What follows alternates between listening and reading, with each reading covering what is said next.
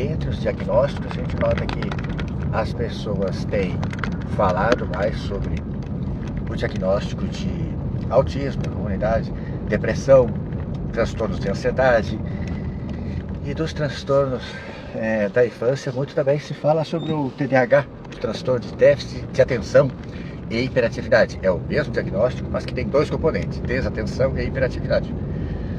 E atualmente, com mais conhecimento, muitas pessoas têm feito o diagnóstico tardiamente, apesar de ser um problema que começou na infância, como o TDAH, ele às vezes é descoberto só na fase adulta, principalmente o TDAH tipo desatento, que como ele não é elétrico, não é agitado, não é impulsivo, ele não atrapalha o andamento da sala de aula, por exemplo, não surge a queixa, não é encaminhado e não vai ser feito o diagnóstico, não é tratado. Então, as meninas são mais tipicamente hiperativas, desatentas, e muitas delas vão fazer o diagnóstico quando elas estão na faculdade de pedagogia, de psicologia, de fonoaudiologia. Elas, quando tem aula sobre isso, elas se notam com esses sinais e sintomas e vão em busca do diagnóstico, é feito o diagnóstico tardio. Mas eu quero contar especificamente um atendimento que eu tive há poucos dias, foi muito marcante para mim, que veio aquele paciente já vindo de outro médico, contando que estava tomando medicação para desatenção, para hiperatividade e desatenção, reclamando muito da perda dele de foco, de não dar continuidade nas coisas, de procrastinar, de iniciar projetos e largar. Até aí, tudo parecendo mesmo hiperatividade e desatenção. Mas assim, eu comecei a notar ele bastante acelerado para falar, com fuga de ideias. Por várias vezes, ele interrompeu o que estava falando e tinha que perguntar para a esposa dele onde é que eu estava, do que eu estava falando mesmo, ou perguntando para mim até onde eu fui, o que eu estava falando.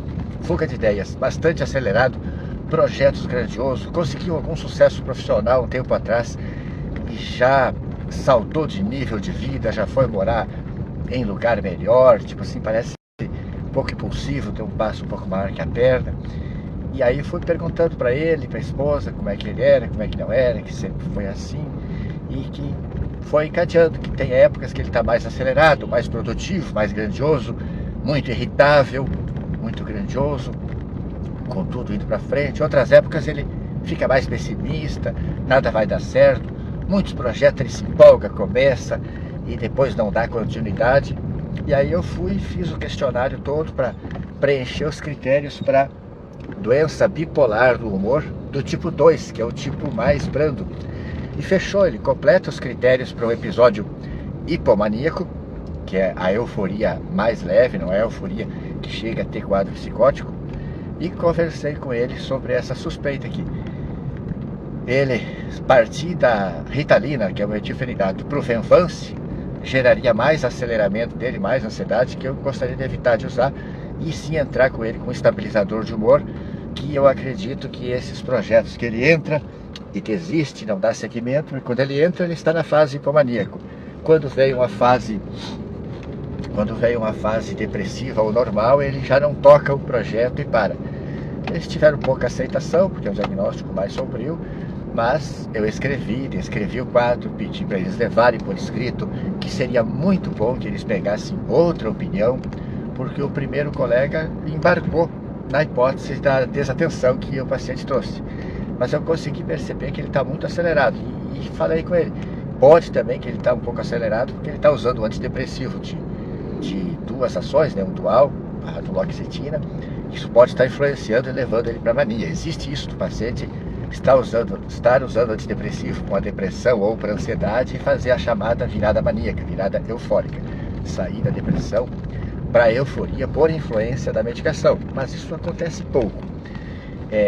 Pelo que ele contou da vida dele, já antes disso ele já fazia quadros de euforia, já teve no passado quadro de abuso de substâncias, de álcool, né? Já abusou de cocaína, de maconha, de alcoólicos. Isso é muito comum nos quadros de hipomania ou de mania da doença bipolar, associar-se com abuso de substâncias.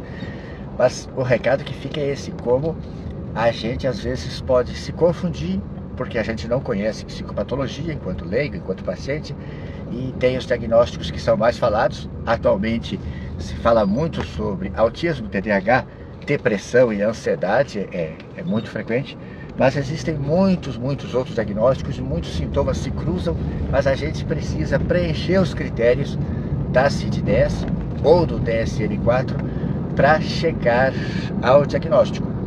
E evidentemente que o médico é que está habilitado para isso, o psiquiatra muito mais do que as outras especialidades, e lembrar que a psicologia também conhece bastante de psicopatologia, mas não tanto. A preocupação central da psicologia é o desenvolvimento humano, é o comportamento humano normal, que mesmo no comportamento humano normal nós tomamos atitudes e temos pensamentos que não são benéficos para nós, e que a psicologia muito nos auxilia a entender esses mecanismos de defesa que a gente usa, essas interpretações que a gente tem sobre os comportamentos das pessoas, sobre os nossos comportamentos, que muito pode nos ajudar. Mas psicopatologia mesmo é o psiquiatra que está focado em fazer os diagnósticos. Eu vou encerrar aqui porque vai cair a área e nós vamos agora fazer o ambulatório da UFMT com os alunos do internato, onde nós atendemos alguns pacientes encaminhados via prefeitura, via SUS. A gente vai fazer os atendimentos agora.